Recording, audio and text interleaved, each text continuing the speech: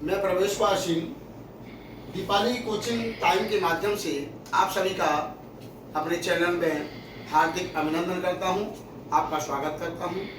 कल तक आपको हमने अलंकार के बारे में, अलंकार के भेद, शब्दालंकार, अर्थालंकार, इनके भेद, इनके विविध उदाहरण सहित हमने आपको समझाई दी। आज हम आपको एक न्यू चैप्टर स्टार्ट कर रहे हैं जिसका नाम है अर्थ के आधार पर वाक्य के भेद। वाक्य दो प्रकार के होते हैं, अर्थ के आधार पर वाक्य के भेद और दूसरा वाक्य का प्रकार होता है रचना के आधार पर वाक्य के भेद। तो आज हमारा टॉपिक वाक्य। ये भी जाने वाक्य कहते किसे हैं। वाक्य में वर्ड भी होते हैं, शब्द भी होते हैं, पद भी होती है। तो ये भी हम जान लें वर्ण क्या होता है।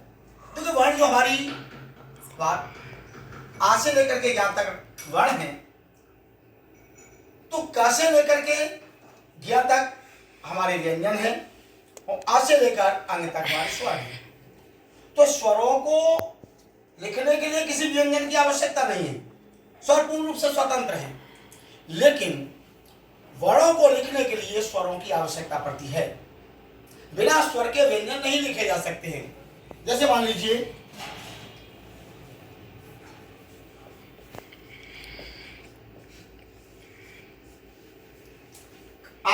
आधा क प्लस अ जोड़ आ गया तब हमारा वर्ण बना हमारा क। इस क को पूरा लिखने के लिए हमें अ स्वर की आवश्यकता पड़ी, तब हमारा क पूरा हुआ। इंग्लिश में भी वॉवेल, कंजक्शंस ये लगाएंगे तब क पूरा पढ़ा जाएगा, नहीं क आधा माना जाएगा। और कई वर्णों के मेल से जो शब्द बनता है उसे हम शब्द कहते हैं। जैसे मान लीजिए क प्लस म प्लस ल इज इक्वल टू कमल। क प्लस म प्लस ल ये कई वर्ण है, 3 वर्ण है, इनको मिला करके शब्द बना हमारा कमल। तो कई वर्णों के मेल से जो बनता है उसे हम शब्द कहते हैं। पद या वाक्य एक ही बात होती है। पद यानी कई शब्दों के व्यवस्थित शब्द समूह को हम वाक्य कहते हैं। जैसे कि मान लीजिए कमल, तालाब में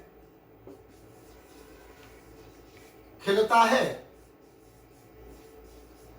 कमल तालाब में खिलता है, कई शब्द हो गए। कमल तालाब में खिलता है। कई शब्दों की मेल से हमारा जो बना उसे पद कहेंगे या वाक्य कहेंगे। वो भी सार्थक व्यवस्थित शब्द समूह में। हम ये नहीं कह सकते कि तालाब में खिलता है कमल, तो सार्थक वाक्य नहीं था, और व्यवस्थित है कमल तालाब में खिलता है, तो ये हमारा बना वाक्य। अब वाक्य के 2 अंग होते थे। वाक्य के अंग, वाक्य के अंग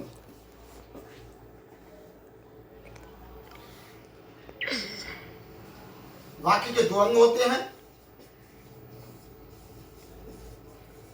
वाक्य के 2 अंग होते हैं। वाक्य के 2 अंग होते हैं। नंबर 1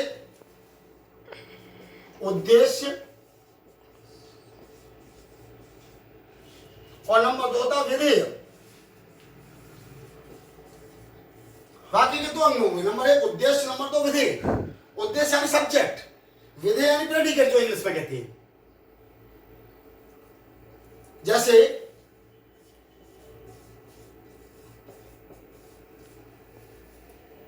आपने देखा राम घर जाता है। राम घर जाता है, तो राम हमारा उद्देश्य है।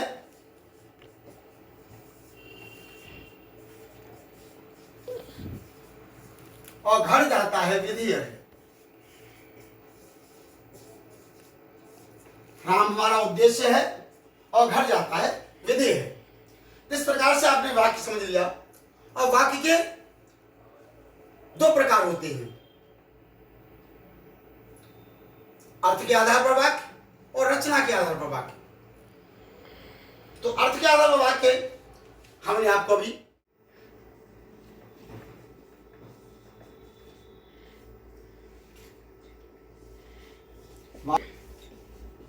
आठ भेद होते हैं। अर्थ के आधार पर वाक्य के भेद, तो वाक्य के 8 भेद होते हैं। नंबर 1, विधानवाचक वाक्य।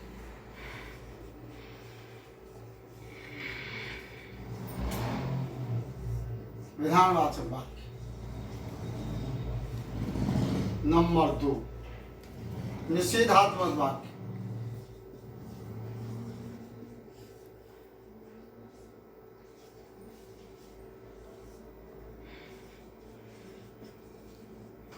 नंबर 3, प्रश्नवाची वाक्य।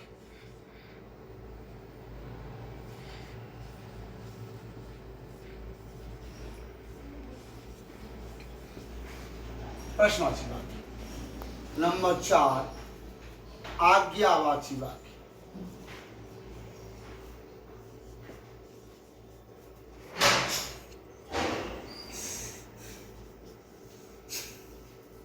नंबर 4, आज्ञावाची वाक्य। नंबर 5, संकेतवाचक वाक्य।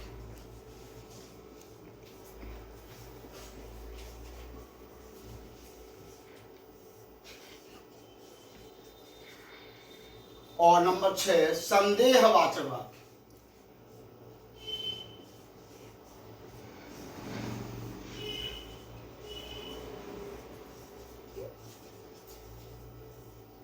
नंबर 7, विस्मयादिबोधक वाक्य।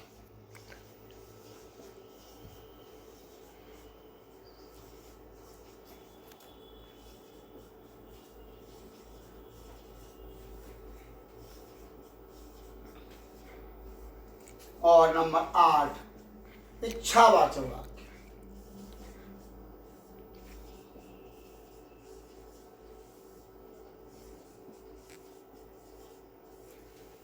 तो इस तरह से हमारे अर्थ के आधार पर वाक्य के 8 भेद होते हैं।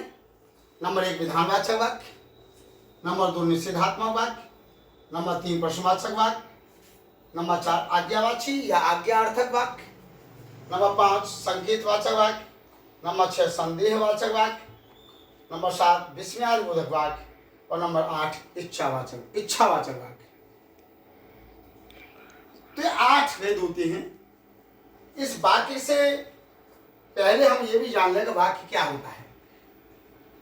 इसके बाद हम इसके उदाहरण भी आपको बताएंगे कि किस वाक्य का उदाहरण क्या होता है, किस वाक्य को क्या कहते हैं। जैसे मान लीजिए विधानवाचक वाक्य। विधानवाचक वाक्य उस वाक्य को कहते हैं न तो इस वाक्य में नहीं दिया होगा, न प्रश्नवाचक चिन्ह होगा, न प्रश्नवाचक शब्द होगा, न विस्मयादिबोधक चिन्ह होगा, न कोई इच्छा या कामना की जाएगी। ऐसे वाक्यों को हम कहते हैं विधानवाचक वाक्य। आगे मैं आपको एग्जाम्पल भी बताऊंगा। नंबर 2, निषेधात्मक वाक्य।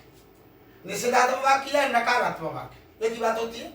निषेधात्मक वाक्य जिसमें नहीं दिया होता है, नहीं शब्द दिया हो या किसी कार्य को करने के लिए मना किया जा रहा हो, ऐसे वाक्य होते हैं हमारे निषेधात्मक वाक्य। नंबर 3, प्रश्नवाची वाक्य। प्रश्न पूछा जाए या प्रश्न किया जाए, ऐसे वाक्यों को हम कहते हैं प्रश्नवाची वाक्य। नंबर 5, संकेतवाचक। किसी को संकेत किया जाए, पुकारा जाए, उसे कहते हैं संकेतवाचक वाक्य। संदेहवाचक वाक्य। किसी कार्य को करने या होने में संदेह होता है, संशय होता है, संभावना होती है, ऐसे वाक्यों को हम कहते हैं संदेहवाचक वाक्य। नंबर 6, विस्मयादिबोधक वाक्य। विस्मयादिबोधक वाक्य उन वाक्यों को कहते हैं जिसमें हर्ष, विस्मय, आश्चर्य, अचंभा शब्द लगे होते हैं और विस्मयादिबोधक चिन्ह लगा होता है। इस प्रकार से उसे कहते हैं विस्मयादिबोधक वाक्य। नंबर 8 है हमारा इच्छावाचक वाक्य। इच्छावाचक वाक्य वो वाक्य होते हैं जिनमें किसी के लिए विश किया जाए, कामना की जाए, प्रार्थना की जाए, ऐसे वाक्यों को हम कहते हैं इच्छावाचक वाक्य। अब हम आगे जानेंगे उदाहरणों के माध्यम से कि किस प्रकार से हम वाक्यों को पहचानते हैं, वो किस प्रकार का वाक्य है। लेकिन इससे पहले हम यह भी जान लें कि वाक्य है क्या। वाक्य के बारे में वो दो अंग होते हैं वाक्य के, उद्देश्य और विधि। वाक्य के दो प्रकार होते हैं। नंबर 1, अर्थ के आधार पर वाक्य के भेद। अर्थ के आधार पर वाक्य के भेद 8 प्रकार हुए, इनके एग्जाम्पल हम आपको कल बताएंगे। दूसरा होता है रचना के आधार पर वाक्य के भेद। तो आप ये समझ गए होंगे अर्थ के आधार वाक्य के जो 8 भेद होते हैं। आगे का जो वाक्य से संबंधित जानकारी है मैं आपको वो कल बताऊंगा, कल के वीडियो में देखेंगे। आज के वीडियो में यहीं तक अंत करूंगा, इसलिए आज अपनी बात को मैं यहीं पर विराम करता हूं।